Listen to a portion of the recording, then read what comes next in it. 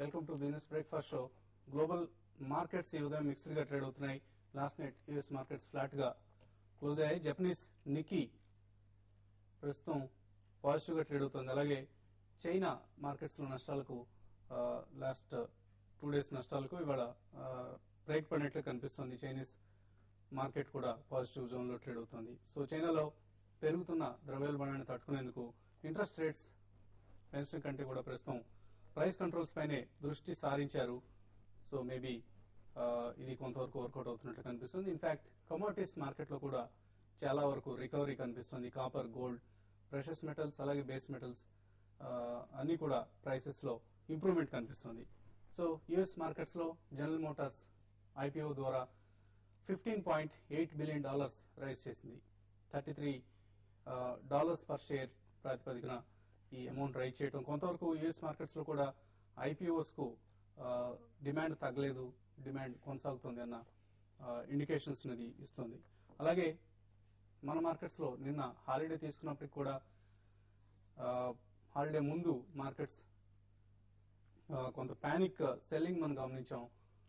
అలాగే ట్యూస్డే రోజు బహుశా ఇవాళ కొంత పాజిటివ్ ఓపెనింగ్ మార్కెట్ ఎక్స్పెక్ట్ చేస్తుంది based on the Asian cues. అలాగే నిన్న హాలిడే రోజున ఒక మెగా డీల్ ను యాక్సిస్ బ్యాంక్ ప్రకటించింది. ఇన్వెస్ట్మెంట్ బ్యాంకింగ్, బ్రోకింగ్ వ్యాపారంలో నిమగ్నమైన ఒక అన్లిస్టెడ్ ఎంటిటీ ఈనామ్ సెక్యూరిటీస్. ఇది చాలా ఎక్స్పెన్సివ్ డీల్ గా భావిస్తున్నారు. 2064 కోట్ల రూపాయలకు ఈనామ్ సెక్యూరిటీస్ సంబంధించిన ఇన్వెస్ట్మెంట్ బ్యాంకింగ్ బిజినెస్ ను కొనుగోలు చేస్తున్నట్లు యాక్సిస్ బ్యాంక్ ప్రకటించింది. సో దీని ప్రకారం ఈనామ్ చెందిన ఇన్వెస్ట్మెంట్ బ్యాంకింగ్ ఇకపై యాక్సిస్ బ్యాంక్ సబ్సిడీ కాబోతోంది. చాలా ఎక్స్పెన్సివ్ డీల్ గా భావిస్తున్న ఈ ట్రాన్సాక్షన్ లో క్యాష్ కాంపోనెంట్ ఏమాత్రం లేదు. మొత్తం స్టాక్ డీల్ గానే దీన్ని రూపొందించారు. సో 120 కోట్ల రూపాయల నెట్ ప్రాఫిట్ ఆర్జించే ఒక బ్రోకింగ్ బిజినెస్ ను 2,000 కోట్ల రూపాయలకు 2,000 కోట్లకు పైగా అమౌంట్ చెల్లించి కొనుగోలు చేస్తున్నట్లు యాక్సిస్ బ్యాంక్ ప్రకటించిన మార్కెట్ ను కొంతవరకు ఆశ్చర్యపరిచింది. యాక్సిస్ షేర్ హోల్డర్స్ ఈ వార్తకు ఎలా స్పందిస్తారు అనేది మరి కాసేపట్లో తేలబోతోంది. సో ఈ నేపథ్యంలో broking company stocks like JM financials కావచ్చు, ఎడిల్వైస్ సెక్యూరిటీస్, ఇండియా ఇన్ఫోలైన్ ఇటువంటి కంపెనీలన్నిటి కూడా ఇవాళ మార్కెట్ లో చాలా హెక్టిక్ యాక్టివిటీ ఈ స్టాక్స్ లో కౌంటర్స్ లో బహుశా గమనించే అవకాశం ఉంది. మరొక counter SKS micro finance last few days గా ఈ స్టాక్ వరుసగా నష్టపోతూ వస్తుంది. సో బ్రోకింగ్ కంపెనీస్ అన్ని కూడా దీన్ని డౌన్ గ్రేడ్ చేస్తున్నాయి. సో ఎవరైనా మనం గతంలో ఆల్మోస్ట్ మోర్ దెన్ 1 month బ్యాకే మనం హెచ్చరించడం జరిగింది ఈ కౌంటర్ నుంచి ఎగ్జిట్ కమని. Even the price was around 1,100 rupees. So ప్రస్తుతం 700 రూపీస్ కు ప్రైస్ పడిపోయింది. ఇంకా దిగువకు వచ్చే అవకాశాలు కూడా స్పష్టంగా కనిపిస్తున్నాయి. అలాగే లాస్ట్ ట్యూస్డే లిస్ట్ అయిన గ్రావిటా ఇండియా ఈ స్టాక్ లో కూడా కొంత యాక్షన్ కొనసాగే అవకాశం ఉంది. సో మార్కెట్స్ పరిస్థితిపై ప్రస్తుతం మనతో మాట్లాడేందుకు అనలిస్ట్ సుందర్ గారు, శేష్ గారు సిద్ధంగా ఉన్నారు. సో సుందర్ గారు, ఓవరాల్ గా ఈనామ్ డీల్ ను మీరు ఎలా చూస్తున్నారు? ఈనామ్ డీల్ చూస్తే కనుక డెఫినెట్ గా కొంచెం ఎక్స్పెన్సివ్ గా కనిపిస్తుందండి. నా ఉద్దేశంలో ఇవాళ యాక్సిస్ బ్యాంక్ కొంచెం చాలా ఎక్స్పెన్సివ్ గా కనిపిస్తుంది. బహుశా అన్ఎక్స్పెక్టెడ్ గానే కొంచెం హై అమౌంట్ ఆఫ్ కమిట్మెంట్ చేసినట్టు కనిపిస్తున్నారు. మరి ఎందుకు ఇంత ఇన్వెస్ట్ చేసేదో తెలియదు. బట్ దీన్ని బట్టి చూస్తే కనుక డెఫినెట్ గా యాక్సిస్ బ్యాంక్ లో ఇవాళ డెఫినెట్ కరెక్షన్ వస్తుంది. 1400 వరకు ఒక ఓపెనింగ్ లో డిప్ వచ్చే అవకాశం ఉంది. సో ఓవరాల్ గా చూస్తే కనుక ఈ డీల్ కొంచెం అంత ఫేవరబుల్. యాక్సిస్ లో షార్ట్ సెల్స్ ఓపెనింగ్ లోనే ఒక డిప్ వస్తుంది కాబట్టి ఇంట్రాడే ట్రేడర్స్ తీసుకోకుండా మంచిది. ఎందుకంటే గ్యాప్ తో ఓపెన్ కాబట్టి నా ఉద్దేశం కొంచెం వెయిట్ చేయండి. ఇన్ఫాక్ట్ షార్ట్ సెల్లింగ్ తీసుకునే బదులు 1400 దగ్గర సపోర్ట్ తీసుకుని 1 or 2 నిలబడితే కనుక యాక్సిస్ బ్యాంక్ అక్కడ బై చేయొచ్చు. కానీ ఇమ్మీడియట్ గా షార్ట్ పొజిషన్ అయితే అంత మంచిది కాదు కనిపిస్తుంది. ఓకే, మీరు ఎటువంటి ఇంట్రాడే మూవ్స్ ఎక్స్పెక్ట్ చేస్తున్నారు? సో మార్కెట్ అయితే చాలా వరకు ఫ్లాట్ గా ఓపెన్ అయ్యే అవకాశం ఉంది. లాస్ట్ మనకి 2 to 3 ట్రేడింగ్ సెషన్ చూసే మార్కెట్ హెవీగా 6,300 నుంచి నాన్ స్టాప్ గా మార్కెట్ పడుతూ వస్తుంది. అందులో మధ్యలో ఒక రోజు మాత్రం రీట్రేస్మెంట్ కింద ఒక 50 పాయింట్స్ నిఫ్టీ పెరగడం జరిగింది. అయితే ఇప్పుడున్న పరిస్థితులు మరీ ముఖ్యంగా గ్లోబల్ మార్కెట్ చాలా వీక్ ఉంది. దాంతోపాటు మనం గ్లోబల్ మార్కెట్స్ కన్నా మన మార్కెట్ చాలా వీక్ ఉంది. రీసెంట్ హైస్ తో చూసుకుంటే మనది చాలా హెవీగా పడడం జరిగింది. సో ఇంకోటి ఏంటంటే ఇప్పుడు కరెంట్ లెవెల్స్ నుంచి మార్కెట్ 5950 అరౌండ్ ఈ లెవెల్స్ లో నిఫ్టీకి చాలా స్ట్రాంగ్ సపోర్ట్ ఉంది. 5970 లాస్ట్ ట్రేడింగ్ సెషన్ లో కూడా చూసాం నిఫ్టీ ఆ లెవెల్ కి వచ్చి అక్కడ నుంచి ఫర్దర్ గా ఆ లెవెల్ వైలేట్ కాకుండా అక్కడ చాలా స్ట్రాంగ్ గా క్లోజ్ అయింది. అంటే వీకే క్లోజ్ అయినా కూడా చాలా స్ట్రాంగ్ సపోర్ట్ పైనే క్లోజ్ అయింది. కాబట్టి నేను కూడా ఈ రోజు కొంచెం మార్కెట్ ఫ్లాట్ గా ఉంటుంది. ఏదైనా కూడా ఇక్కడ నుంచి మన మార్కెట్ ఈ F&O క్లోజింగ్ లో పెద్ద పెరిగే అవకాశం లేదు, అవకాశం కనపడలేదు. దీంతో పాటు ఇన్ని రోజులు మనం చూస్తేనంటే ఇండెక్స్ బేస్డ్ స్టాక్స్ లో హెవీ కరెక్షన్ చూసాము. ఇంకా mid cap and small cap లో కరెక్షన్ రాలేదు. అయితే ఎప్పుడైతే mid cap and small cap లో కరెక్షన్ వచ్చిందంటే చాలా సివియర్ గా ఉంటుంది. కాబట్టి ఏంటంటే ట్రేడర్స్ మాత్రం 5950 పైన నిఫ్టీ ఉన్నంత కాలం లాంగ్ పొజిషన్స్ హోల్డ్ చేయొచ్చు. లేదంటే మాత్రం 5950 బ్రేక్ అయిందంటే ప్రైస్ కరెక్షన్ అనేది మార్కెట్ లో చోటు చేసుకునే అవకాశం ఉంది. ప్రైస్ కరెక్షన్ లో మాత్రం హెవీగా స్టాక్స్ 5 to 10% దాకా ఒక రోజులు పడడం ఆ విధంగా ఉంటుంది. కాబట్టి ఏంటంటే అది రాకముందే ఒకసారి లాంగ్ పొజిషన్స్ ఎగ్జిట్ కావడం మంచిది. నిఫ్టీకి రెసిస్టెన్స్ విషయానికి వస్తే 6050 తర్వాత 6000 లెవెల్స్ నిఫ్టీకి ఇంటర్డే రెసిస్టెన్స్ చెప్పొచ్చు. ఏదైనా కూడా మధ్యాహ్నం వరకు మార్కెట్ ఫ్లాట్ గా ఒక 20-25 పాయింట్స్ నిఫ్టీ రేంజ్ ఉండే అవకాశం ఉంది. ఇంటర్డేలో మాత్రం వోల్టాలిటీ అనేది కంటిన్యూ అయ్యే అవకాశం ఉంది. ఓకే అండి, కాలర్స్ లైన్ లో ఉన్నారు. ప్రస్తుతం వంశీకృష్ణ హైదరాబాద్ లైన్ ఉన్నారు. వంశీకృష్ణ గారు hello, good morning. Good morning. రాన్ బ్యాంక్ వచ్చేసి ఫస్ట్ 90 లో తీసుకున్నాం అండి. తర్వాత కేబిఐటి 165 లో ఉన్నాయి.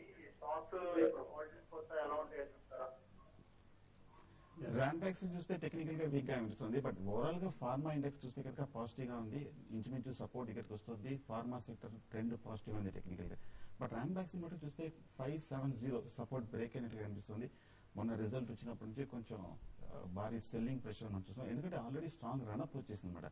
నా ఉద్దేశం ఫర్దర్ కరెక్షన్ రాంటాక్స్ తప్పకుండా వస్తుంది. కాకపోతే మీరు లాంగ్ టర్మ్ కి ఇది డెఫినెట్ గా మంచి స్టాక్ అండి, హోల్డ్ చేయొచ్చు. ఒక 520, 530 లెవెల్కి వస్తే కనుక మీరు ఫర్దర్ గా యావరేజింగ్ కూడా చేయొచ్చు. లైక్ కేపీఐటీ ఇన్ఫోస్ చూస్తే కనుక పాజిటివ్ న్యూస్ లో వచ్చిన స్టాక్ ఫండమెంటల్ కూడా మంచి స్టాకే. కాకపోతే టెక్నికల్ గా చూస్తే కనుక 155 బ్రేక్అవుట్ అయిపోయింది మొన్న మంగళవారం రోజు. 155 కింద బ్రేక్అవుట్ అయింది కాబట్టి టెక్నికల్ గా ఒక డౌన్ ట్రెండ్ కొంచెం కరెక్షన్ మొదలైనట్టు కనిపిస్తుంది. ఒక 130 వరకు వెళ్లే అవకాశం ఉంది. నా ఉద్దేశం వీలుంటే కనుక లోయర్ రేట్ లో యావరేజ్ చేసుకోవచ్చు. సో రెండు స్టాక్స్ కొంచెం కరెక్షన్ అనేది రెండు కొంచెం వీక్ గానే ఉన్నాయి. ఓకే అండి, వెంకటేశ్వరరావు మచిలీపట్నం లైన్ ఉన్నారు. వెంకటేశ్వర గారు నమస్తే అండి. సార్ నమస్తే సార్, శేషు గారు, నమస్కారం. రాజా గారు నమస్తే సార్. నమస్కారం. సార్ నా దగ్గర అప్పుడు రామ్ స్వరూప్ 3,000 షేర్లు ఉన్నాయి సార్. ఏ రేట్లో కొన్నారండి? 1000 ఏమో 110లో కొన్నాను సార్. 1000 ఏమో 60లో కొన్నాను, 1000 ఏమో 40లో కొన్నాను సార్. ఎందుకంత బులిష్ గా ఉన్నారండి స్టాక్ మీద? అంటే కుటుంబరావు గారు రికమెండ్ చేశారు కదని చెప్పి అవి ఎప్పుడు ఉంచుతున్నాం సార్. అది నేను 120 వెళ్ళినప్పుడు అమలైపోయానండి. ఓకే అండి సార్. అట్లాగే గుజరాత్ ఎన్ఆర్ఈ కోకేమో 60లో కొన్నాను సార్, 2000 ఉన్నాయి. కొంచెం వీటి అంటే నేను ఆగలను, అంటే నేను ట్రేడింగ్ చేయనండి, కొని పెట్టుకుంటా ఉంటాను. ఓకే అండి. అంటే ఇది బాగా ప్యానిక్ గా పడిపోయింది కదండి. అవునండి. దీని పొజిషన్ కొనుక్కుందామని ఫోన్ చేశాను సార్. రామస్వరూప్ గుజరాత్ ఎన్ఆర్ఈ చెప్పండి. ఓకే అండి. ఓకే. రామ్ స్వరూప్ ఇండస్ట్రీస్ అయితే చాలా మీరు అన్నట్టుగా చాలా స్టాక్ అయితే మార్కెట్ బులిష్ మార్కెట్ లో మన లాస్ట్ ఒక 3-4 మంత్స్ గా చూస్తే చాలా బులిష్ ఉంది మార్కెట్. అయినా కూడా స్టాక్ అయితే మీరు అన్నట్టు హై లెవెల్ నుంచి అరౌండ్ 40 రూపీస్ దాకా స్టాక్ రావడం జరిగింది. కరెంట్ అవర్స్ లో కూడా స్టాక్ ఇంకా ఫర్దర్ గా వీక్ అయ్యే అవకాశమే ఉందండి, పెద్దగా పెరిగే అవకాశం లేదు. తర్వాత రిజల్ట్ పరంగా ఈ స్టాక్ లో పెద్దగా ఎంకరేజింగ్ రిజల్ట్ ఏవైతే ఖాళీ ఒక స్టాక్ ఏంటంటే బుక్ వాల్యూ అసెట్స్ అనేది బాగున్నట్టున్నాయి. అంతకు మించి రిజల్ట్ పరంగా ఈ స్టాక్ లో ఏది లేదు. ఎప్పుడైతే అసెట్స్ అనేది దానివల్ల ఈ స్టాక్ పెరిగితే అసెట్స్ వల్ల పెరగాల్సింది తప్ప మిగతా పెరిగే అవకాశం లేదు. దీంతో పాటు ఇది స్టీల్ అండ్ ఐరన్ చూస్తే మనం గత కొన్ని రోజులుగా మెటల్ స్టీల్ సంబంధించిన కౌంటర్స్ అన్ని కూడా వీక్ ఉన్నాయి. కాబట్టి నా ఉద్దేశం ప్రకారం ఇది మీరు ఇంకా ఆగుతూ ఉంటారు కాబట్టి కొన్ని రోజులు ఆగండి. మరి ఇప్పుడు ఏంటంటే ఈ మధ్యకాలం లోలో ఉంది కాబట్టి కొన్ని రోజులు ఆగండి. ఏమాత్రం ర్యాలీస్ వస్తే స్టాక్ నుంచి ఎగ్జిట్ కమని సజెస్ట్ చేస్తానండి. గుజరాత్ ఎన్ఆర్ఈకో చూస్తే కూడా రిజల్ట్స్ కూడా లాస్ట్ టైం కొంచెం డిసప్పాయింటింగ్ గా రావడం జరిగింది. అలాగే 10 days బ్యాక్ మనం చూసామంటే గుజరాత్ ఎన్ఆర్ఈకో ప్రమోటర్స్ మీద కొంచెం ఎంక్వైరీ పట్టడం, వాళ్ళ ఇన్సైడర్ ట్రేడర్ ఆరోపణలతో కొంచెం స్టాక్ బాగా పట్టింది.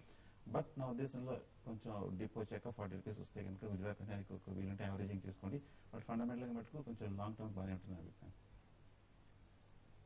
సో వెంకటేశ్వర ఫాలోయింగ్ స్టాక్స్ ని యావరేజ్ చేసుకునే పద్ధతి అన్ని టైమ్స్ లో కరెక్ట్ కాదండి. సో రామ్ స్వరూప్ లాంటి కంపెనీస్ లో ఏం జరుగుతుందో ఫస్ట్ ఒకసారి అర్థం చేసుకున్న తర్వాత అప్పుడు మీరు యావరేజ్ చేసుకోవచ్చు.